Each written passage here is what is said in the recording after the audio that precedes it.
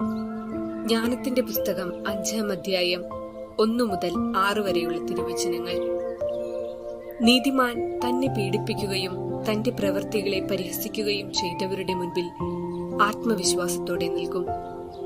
അവർ അവനെ കാണുമ്പോൾ ഭയം കൊണ്ട് വിറയ്ക്കും. അവന്റെ അപ്രതീക്ഷിത രക്ഷയിൽ അവർ വിസ്മയിക്കും. അവർ പശ്ചാത്താപ വിവശരായി ദീനരോദനത്തോടെ പരസ്പരം പറയും, ഭോഷന്മാരായ നമ്മൾ ഇവനെയാണ് പരിഹസിച്ച് നിന്ദയ്ക്ക് പര്യായമാക്കിയത്. അവന്റെ ജീവിതം ഭ്രാന്താണെന്നും അവസാനം മാനം കെട്ടതാണെന്നും നാം ചിന്തിച്ചു. അവനെങ്ങനെ ദൈവപുത്രരോടുകൂടെ എണ്ണപ്പെട്ടു? വിശുദ്ധരുടെ ഇടയിൽ അവനെങ്ങനെ അവകാശം ലഭിച്ചു? അതിനാൽ സത്യത്തിൽ നിന്ന് വ്യതിചലിച്ചത് നമ്മളാണ്. നീതിയുടെ രശ്മി നമ്മുടെ മേൽ പ്രകാശിച്ചില്ല, നമ്മുടെ മേൽ സൂര്യൻ ഉദിച്ചില്ല. ഓർമ്മിക്കുക,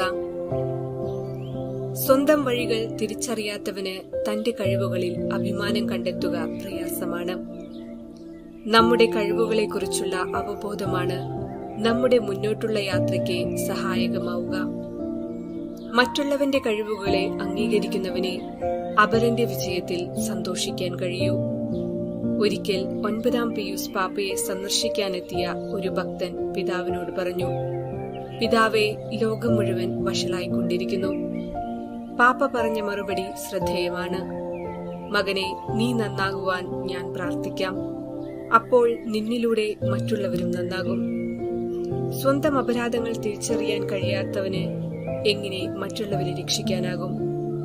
സ്വയം അപരാധങ്ങൾ ഏറ്റുപറയുന്നവനെ മറ്റുള്ളവന്റെ വികാരങ്ങളെ മാനിക്കുവാൻ കഴിയൂ.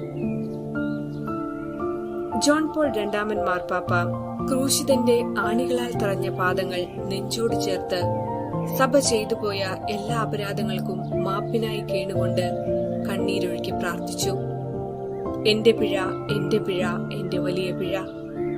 ജീവിതത്തിലെ അപരാധങ്ങളെ ഹൃദയത്തോട് ചേർത്ത് വെച്ച് ദൈവത്തിനു മുൻപിൽ മാപ്പിരക്കുവാൻ കഴിയുന്നവർക്ക് മാത്രമേ അപരന്റെ കടങ്ങൾ പൊറുക്കുവാൻ കഴിയൂ.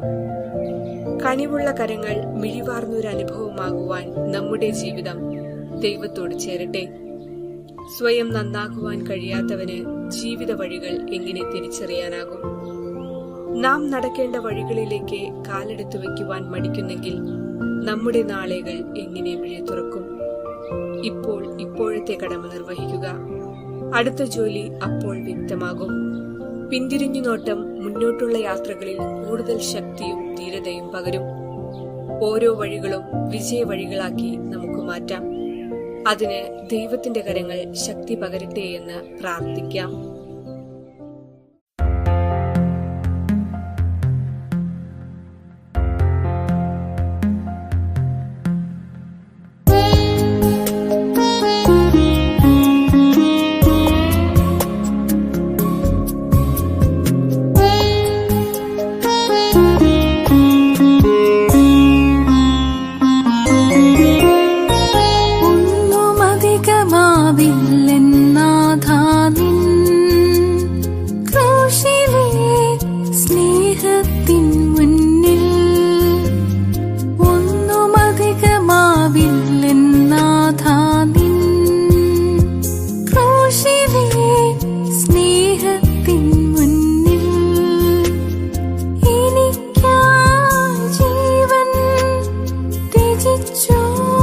സ്നേഹമേ പകരം ഞാൻ